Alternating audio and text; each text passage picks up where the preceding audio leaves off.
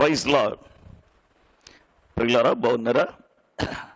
దేవుని యొక్క మహాకృపలో దేవుడు మనల్ని సజీవులుగా ఉంచి ఈ రీతిగా మరలా మనము ఒకరితో ఒకరు కలుసుకోవడానికి, దైవవాక్యాన్ని పంచుకోవడానికి ప్రభు మనకిచ్చిన భాగ్యమును బట్టి ప్రభుకు మనం ఎంతైనా రుణస్థులమైనాం.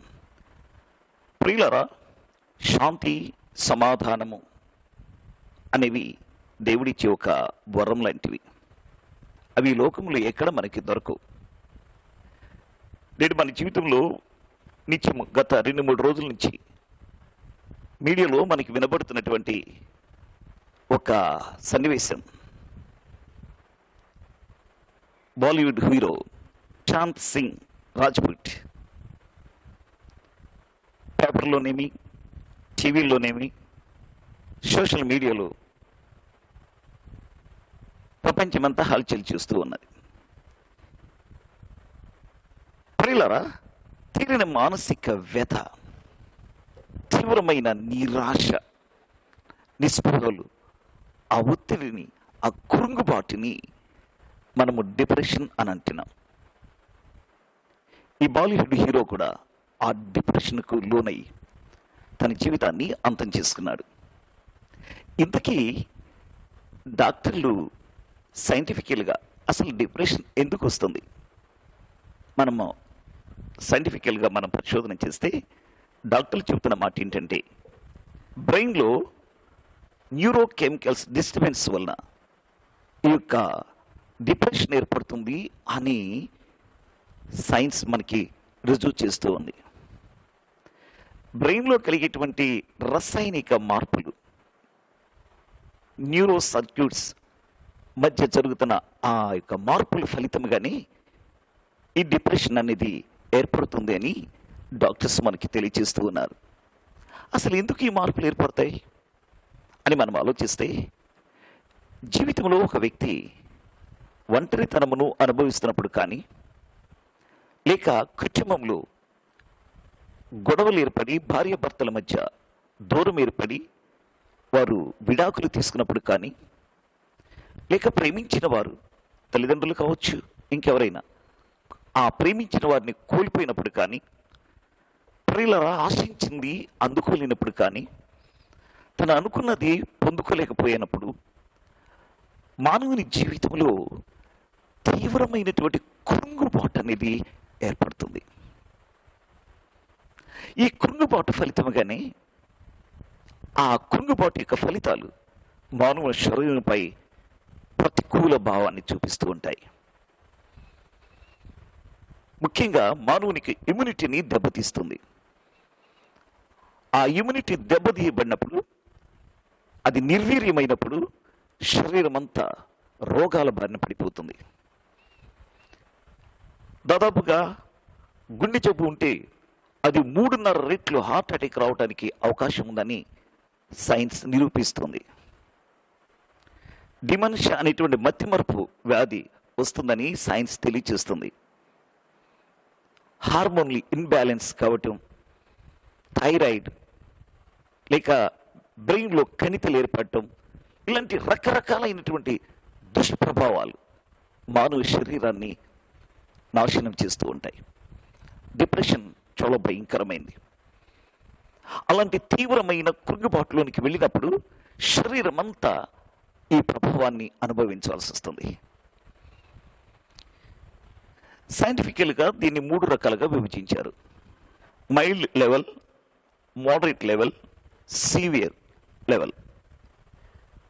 ఈ మైల్డ్, మోడరేట్ లెవెల్లో కౌన్సిలింగ్ చేయటం ద్వారా కావచ్చు, మెడిసిన్ వాడటం ద్వారా కావచ్చు, ఒక వ్యక్తిని ఆ డిప్రెషన్లో నుంచి బయటికి తీసుకురావచ్చు. మూడవదిగా సివియర్ లెవెల్లోనికి వెళ్ళినప్పుడు సహజంగానే దాదాపుగా ఒక 15% ప్రజలు సూసైడ్ చేసుకోవడానికి వారు తలస్తూ ఉంటారు. ఆ సూసైడ్ ఆత్మహత్య అనేటువంటి స్థితిలోంచి బయటికి రాలేని స్థితిలో వారు ఉండిపోతారు. WHO ప్రకారం ప్రపంచంలో భారతదేశంలోనే ఈ ఆత్మహత్యలు చేసుకుంటున్న భారతదేశము రెండవ స్థానంలో ఉన్నదని WHO తెలియజేస్తుంది. మన భారతదేశంలో దాదాపుగా 36% ఆత్మహత్య చేసుకుంటున్నారని వరల్డ్ హెల్త్ ఆర్గనైజేషన్ యొక్క గణాంకాలు మనకి తెలియజేస్తున్నాయి. ఇంతకీ సైంటిఫికల్గా డాక్టర్స్ మనకి ఆ విధముగా డిప్రెషన్ గురించి డెఫినేషన్ ఇస్తున్నారు. మరి సైకాలజిస్టుల ప్రకారంగా కొంత మనం ఆలోచిస్తే, సైకాలజిస్ట్ ప్రకారం ఇంటెలిజెన్స్ 4 భాగాలుగా విభజించారు. దానిలో మొదటిది intelligence quotient, emotional quotient, social quotient, adversity quotient. ఈ 4వ దానిలో అడ్వర్సిటీ కోషెంట్లో మనము కొన్నిసార్లు కఠినమైనటువంటి పరిస్థితులు గుండా సాగిపోతున్నప్పుడు తట్టుకోలేక, అవి భరించలేక, ఇక చనిపోతేనే బాగుంటుంది అనే తలంపులు అక్కడ ప్రతి మానవునికి వస్తూ ఉంటాయి. అయితే దానిలో నుండి ఎలా బయటికి రావాలి, ఆ పరిస్థితుల నుంచి ఎలా బయటికి రావాలనే తలంపు మాత్రం మనిషిలో ఆలోచించట్లేదు. అందుకే ఈరోజు చాలామంది ఈ స్టేజ్లో సూసైడ్ చేసుకోవడానికి, అలాంటి తీవ్రమైన నిరాశలోనికి, ఆ నిస్పృహలోనికి, ఆ కురుగుబాటులోనికి వెళ్ళిపోతున్నారు. దానిలో నిన్న మొన్న పేపర్లో, మీడియాలో హల్చల్ చేసినటువంటి ఒక టాపిక్ మనందరికీ తెలుసు. బాలీవుడ్ హీరో సుశాంత్ బీహార్లో పాట్నాలో జన్మించాడు. AIEEEలో ఆల్ ఇండియా 7th ర్యాంక్ సంపాదించిన మంచి బ్రిలియంట్ బాలీవుడ్ హీరోగా ఎదిగి ముంబైలో ఖరీదైన స్థలమైనటువంటి బాంద్రాలో నివసిస్తూ ఉన్నాడు. అతడు నివసిస్తున్న ఇల్లు ఫర్ మంత్ రెంట్ 4.5 లక్షలు పే చేస్తున్నాడు. తన ఆఖరి సినిమా అయినటువంటి సినిమాలో సూసైడ్ అనేది సమస్యకు పరిష్కారం కాదు అని చెప్పిన వ్యక్తి, కానీ తను సూసైడ్ చేసుకున్నాడు. రియల్ ధోనిగా మన భారతదేశంలో ఆ సినిమా ద్వారా అందరికీ పరిచయం అయ్యారు. దాదాపుగా 34 సంవత్సరాలు చిన్న వయసులో తిరిగి రాని లోకానికి వెళ్ళిపోయాడు. ఎందుకని? తనలో ఒక రకమైన అశాంతి, నిరాశ, నిస్పృహ తనని కృంగతీసినవి. ఆ తీవ్రమైన కృంగుబాటులో అతడు ఆ విధముగా సూసైడ్ చేసుకోవాల్సి వచ్చింది. ప్రియులారా, ఇంతకీ బైబిల్ ఏం తెలియజేస్తుంది? ప్రయాసపడి భారం మోయించిన సమస్త జనులారా నా ఎద్దుకు రండి, నేను మీకు విశ్రాంతిని కలుగ చేస్తాను, మీకు శాంతిని ఇస్తాను అంటుంది. ఈ లోకంలో శాంతి సమాధానములు దేని వలన మనం పొందుకోలేం ప్రియులారా? ఒక క్రీస్తు ప్రభు వారి యొక్క మాటలే మనకు శాంతినిచ్చేవి, సమాధానాన్ని ఇచ్చేవి. ఎవని మనస్సు నా మీద ఆనుకుంటుందో వారిని నేను పూర్ణ శాంతి గలవానిగా చేసేదను అన్నాడు. అలాగైతే మన వార్తల్లో ఉన్నటువంటి వ్యక్తి బాలీవుడ్ హీరో సుశాంత్ ఆత్మహత్య చేసుకోవడానికి కారణాలు ఎన్నో కావచ్చు, కానీ మెయిన్ కారణం అతడు ఒక డిప్రెషన్లో ఉన్నాడు, అతడు ఒక కృంగుబాటులో ఉన్నాడు, అతడు తీవ్రమైన మానసిక వ్యతను అనుభవించుతున్నాడు. దానిలోంచి బయటికి రాలేకపోయాడు. ప్రియులారా, మానవుని యొక్క తీవ్రమైన ఆ వ్యధ లేక డిప్రెషన్కు పరిష్కారం లేదా? అలాగైతే ప్రతి మానవుడు ఇలాగా ఆత్మహత్య చేసుకోవటమేనా? ఆలోచించండి. లేదండి, మనం ఇక చనిపోవలసిన పని లేదు. మనకి మారుగా ఆయన చనిపోయాడు. మనకి మారుగా ఆయన కల్వరిలో యాగమైపోయాడు. కాబట్టి ఇక మనం చనిపోవలసిన పని లేదు. పరిష్కారం ఒకటి ఉంది, కలువరి సిలువ యొద్దకు రా. కలువరి సిలువ యొద్ద ప్రతి మానవుని సమస్యకు పరిష్కారం ఉంది. ప్రియులారా, బైబిల్ చెబుతుంది, ప్రయాసపడి భారము మోయిచున్న సమస్త జనులారా, భారమును మోస్తున్నాడు. ప్రతి మానవుడు ఏదో ఒక భారము కింద నలిగిపోతూ ఉన్నాడు.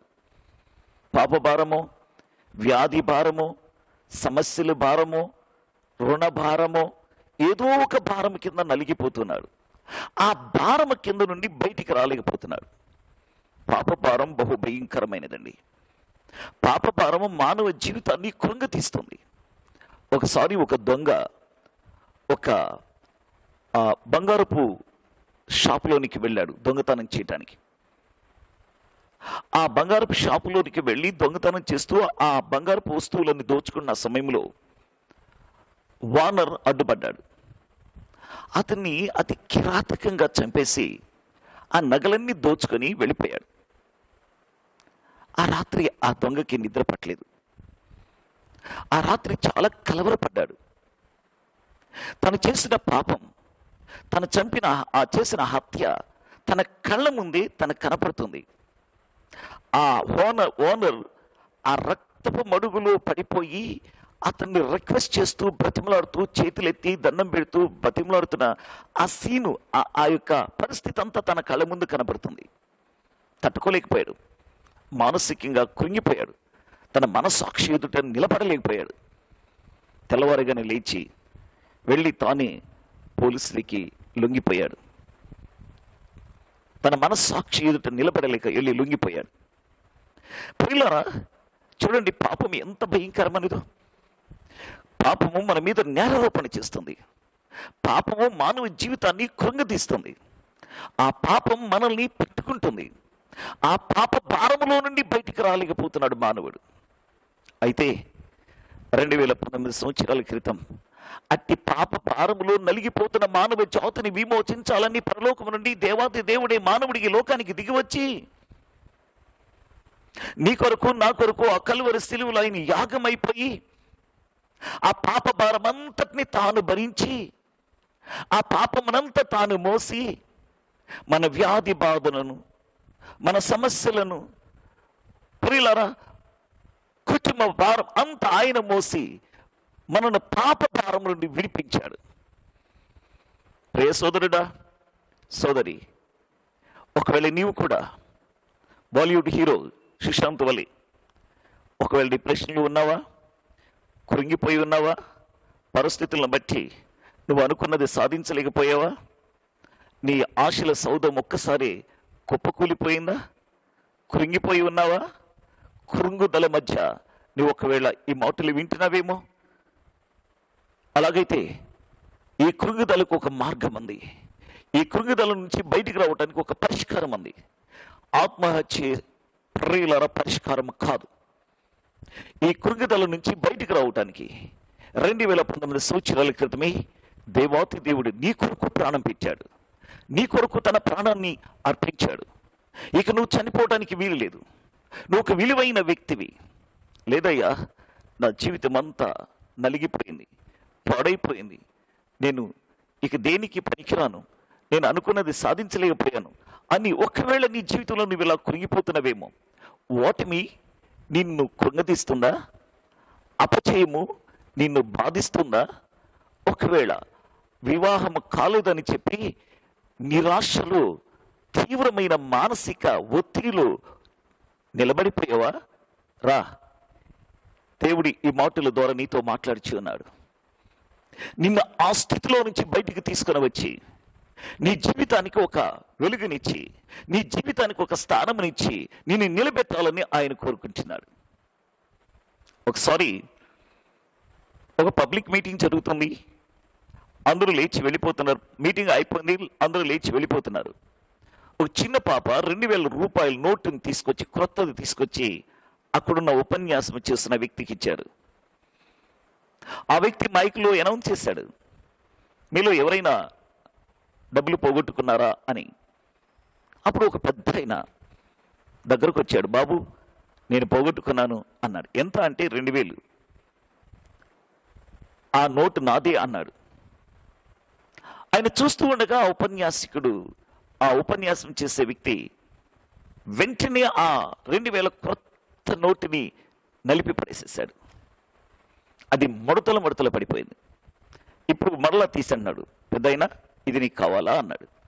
బాబు నాకు కావాలన్నాడు. ఏం చేసుకుంటావు, అది పాడైపోయింది కదా, ముడతలు పడిపోయింది కదా అని అంటే, ముడతలు పడిపోయినా పర్వాలేదయ్యా, పాడైపోయినా పర్వాలేదు, అది నాది. ఏం చేస్తావు? నేను బ్యాంకుకి తీసుకెళ్ళి క్రొత్త నోటు తెచ్చుకుంటాను. ప్రియులారా, ఆలోచించండి. అది నా నోటే కాబట్టి నాకు ఇవ్వండి, నేను బ్యాంకుకి తీసుకెళ్ళి దాన్ని మార్చుకుంటాను అంటున్నాడు. అలాగైతే ఒకవేళ నీ జీవితం కూడా అలాగ నలిగిపోయి, పాడైపోయి, ముడతలు పడిపోయి, నీ బ్రతుకులో నీ ఆశల సౌధమంతా ఒక్కసారిగా కుప్పగూలిపోయి, ఎందుకు ఇక పనికిరాను, నేను అనుకున్నది నేను సాధించలేకపోయాను అని నిరాశలో నీవు కూడా కృంగి ఉన్నావేమో, ఇకెందుకు పనికిరాను అనుకుంటున్నావేమో. పనికిరాని నోటుని ఆ పెద్దయిన నాదే కాబట్టి దాన్ని మార్చుకోవడానికి సిద్ధపడ్డాడు. అలాగైతే నీవు కూడా నిన్ను సృష్టించినవాడు, నిన్ను తయారు చేసినవాడు, తల్లి గర్భములో పిండాకృతిగా నీ పిండమై ఉండగా నిన్ను చూచినవాడు, ప్రియులారా, ఒకడున్నాడు. ఆయన ఎవరో తెలుసా? జగద్రక్షకుడైన యేసు. తల్లి గర్భంలోనే నిన్ను చూచినవాడు. ఒకవేళ ఇప్పటి వరకు నీ జీవితంలో ఎంత వయసు నీకు వచ్చి ఉన్నదో, ఎంతకాలం నువ్వు దేవునికి దూరం అయిపోయేవేమో, అయినా పర్వాలేదు, నువ్వు ఆయనకు కావాలి. దూరం అయిపోయినా పర్వాలేదు, పాడైపోయినా పర్వాలేదు, నీ జీవితంలో నలిగిపోయినా పర్వాలేదు. ఒకవేళ నువ్వు అనుకోవచ్చయ్యా, నాలాంటి పాపిని కూడా దేవుడు కరుణిస్తాడా, నాలాంటి పాపిని కూడా దేవుడు క్షమిస్తాడా అని అంటున్నావా? నీ కొరకే కలువరిలో ఆయన ప్రాణం పెట్టాడు, నీ కొరకే ఆయన మరణించాడు. ఇక నువ్వు మరణించాల్సిన పని లేదు, నువ్వు కృంగిపోవలసిన పని లేదు. లెమ్ము, ధైర్యం తెచ్చుకో. ఈ సమయంలో ఆ కలువరి సిలువ దగ్గర నీ ప్రతి సమస్యకు పరిష్కారం ఉంది. నీ ప్రతి సమస్యకు పరిష్కారం కలువరి సిలువ. ఆయన పాదపీఠం దగ్గరకు రా. అది నీవు ఎలాంటి స్థితిలో ఉన్నా దేవుడు నిన్ను తప్పిస్తాడు, నిన్ను క్షమిస్తాడు, నిన్ను బాగు చేస్తాడు, నిన్ను ఒక ఉన్నతమైన స్థితిలోనికి తీసుకొచ్చి నిన్ను వెలిగించే దేవుడు ఆయన. మరి వస్తావా? ఒకవేళ ఈ సమయంలో బాలీవుడ్ హీరో సుశాంత్ వల్లే నీవు కూడా అలాగా డిప్రెషన్లో ఉండిపోయేవేమో, నాకైతే తెలియదు. కానీ ఏ డిప్రెషన్లను ఉన్నా ఈ లోకంలో ఏది ఆ స్థానమును పోర్చలేదు ప్రియులారా. అందుకని గొప్ప సైంటిస్ట్ అయినటువంటి పాస్కల్ అనేటువంటి గొప్ప సైంటిస్ట్ ఒక మాట ఉంటున్నాడు, మానవుని హృదయంలో ఒక శూన్యత ఉన్నది, ఖాళీ ఉన్నది అని చెప్పుకొస్తాడు. ఆ శూన్యత జీవమైన దేవుడు దాన్ని పూరిస్తే తప్ప ఇక మానవుడు వల్ల కాదు అన్నాడు. నిజమేనండి. ఒక చంటి బిడ్డ తల్లి నుంచి దూరం అయిపోయి తప్పిపోయి ఏడుస్తూ ఉంది. ఏడుస్తున్న సమయంలో ఎందరో వెళ్ళి చాక్లెట్లు ఇచ్చారు. చాక్లెట్ తీసుకున్నప్పుడు ఏడు పాపింది, కానీ మరలా ఏడవటం ప్రారంభించింది. ఎందరో వెళ్ళి బొమ్మలు కొనిచ్చారు, బొమ్మ ఇచ్చినప్పుడు ఏడు పాపింది, మరలా ఏడుస్తూనే ఉంది. ఎందరో వెళ్ళి ఎత్తుకొని ఆడిస్తున్నారు, కానీ ఎత్తుకున్నప్పుడు ఆ ఏడు పాపినట్లు ఆపింది, కానీ ఏడుస్తూనే ఉంది. ఎందుకని?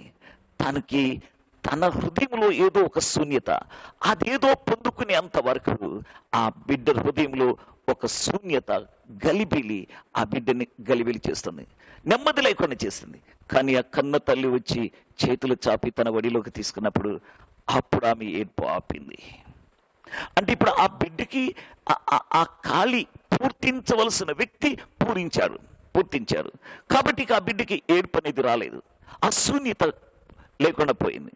అలాగనే ప్రియులారా, మానవుని జీవితంలో, మానవుని హృదయంలో, దేవుడు చేసిన మానవులమైన మన హృదయంలో ఉన్న ఆ ఖాళీ సృష్టికర్త అయినటువంటి యేసు ప్రభువారు ఆ హృదయంలోనికి వచ్చినప్పుడు మాత్రమే ఆ శూన్యత పూడ్చబడుతుందండి. ఆ శూన్యతలో ఇప్పుడు సుశాంత్ ఏం కొద్దు ఉన్నది? ఆర్భటాలు, చక్కగా డబ్బులు, మంచి బంగ్లా, మంచి కార్లు, విలాసవంతమైన జీవితం, అవార్డ్స్ ఉన్నాయి, పేరున్నది, పేరు ప్రఖ్యాతులున్నవి. ప్రియులారా, ఇన్ని ఉన్నా ప్రియులారా అతని హృదయంలో ఏదో ఒక శూన్యత. కారణం ఏంటది? ప్రియులారా, ఈరోజు ఇలా చెప్పుకుంటూ పోతే ఎందరో సినీ నటులు, లేకపోతే ఒక సౌత్ ఆఫ్రికాలో ఒక క్రికెటర్ అతను మంచి ఒక 5 స్టార్ హోటల్ ఉంది, ఆ హోటల్ మీద నుంచి పడి ఆత్మహత్య చేసుకున్నాడు. ప్రియులారా, మనందరికీ తెలుసు మైకేల్ జాన్సన్. ప్రియులారా, ప్రపంచ ప్రసిద్ధిగాంచిన వ్యక్తి, ఓ గొప్ప పేరు ప్రఖ్యాతిగాంచిన వ్యక్తి. కానీ ఆఖరికి నేను మాత్రం ఒక్కడినే మిగిలిపోయాను అంటున్నాడు. నాకంటూ ఏమీ లేదు, నేను ఒక్కడినే ఒంటరిగా ఉండిపోయాను అన్నాడు. ప్రియులారా, ఇలాగే ఎన్ని పెట్టినా ఆ శూన్యాన్ని పూర్తించలేదు. ప్రియులారా, ఏ ఆస్తి అంతస్తులు ఆ శూన్యాన్ని పూర్తించలేవు. ప్రియులారా, మానవుని హృదయములో ఉన్నటువంటి ఆ శూన్యతను పూరించగలిగినటువంటి సృష్టికర్త అయిన దేవాతి దేవుడు ఆ హృదయంలోనికి వస్తే తప్ప అతడు అశాంతిని పొందలేడు. ఎవని మనస్సు నా మీద ఆనుకునో వాని నేను పూర్ణ శాంతి గలవానిగా చేస్తానన్నాడు. ఈరోజు నువ్వు ఏ స్థితిలో ఉన్నా, ఏ అశాంతిలో ఉన్నా, నీవు ఎలాంటి పరిస్థితుల మధ్య నువ్వు కొట్టుకుని వెళుతున్నా, ఈరోజు ఉన్న పట్టిని నీ మనస్సు ఆయన మీద ఆనుకుంటే, నీ హృదయం ఆయనకి నువ్వు అప్పగిస్తే, నీ హృదయంలో ఆయనకి స్థలం ఇస్తే, ఇప్పటి వరకు అయిపోయినదేమో అయిపోయినవచ్చు, కానీ ఈ రోజైనా నీ జీవితాన్ని ఆయనకు అప్పగించుకుంటే నీవు ధన్యుడు అవుతావు. శాంతి సమాధానములు నీ వశమవుతాయి. నిత్యమైన ఆనందము నీ సొంతమవుతుంది. నిత్య రాజ్యానికి నువ్వు వారసురాలు అవుతావు. అమ్మా, అయ్యా, ఒకవేళ నీ జీవితంలో ఎలా ఉన్నావు ఒకసారి ఆలోచించు. ఈ సమయంలో పరిశుద్ధాత్మదేవుడు నిన్ను ఆహ్వానిస్తుండగా ఆలస్యం ఎందుకు? ఉన్న పొట్టిని ఆ సిలువ ఎద్దుకు వస్తావా? ప్రార్థన చేసుకుందాం. ప్రేమ నమ్మకమైన తండ్రి, పరిశుద్ధుడా, నీకు వందనాలు, స్తోత్రాలు చెల్లిస్తున్నాం. ఇంకా ఎంతో కాలము జీవించవలసి ఉన్నప్పటికీ సుశాంత్ మధ్యలోనే అంతర్ధానమైపోయాడు. ప్రభా, ఈరోజు ఎంతో మంది ఇలాంటి వారు, ఆయన వెనుక ఇంకా ఎంతో మంది ఇలాంటి వారు ఉన్నారు వరుసలో. ఎంతో మంది యవ్వన బిడ్డల జీవితాలు ఇలాగ నాశనం అయిపోతున్నాయి. తీరని వ్యధ, మానసికమైన కృంగుబాటు మానవ జీవితాన్ని ప్రభు నాశనం చేస్తూ ఉన్నాయి.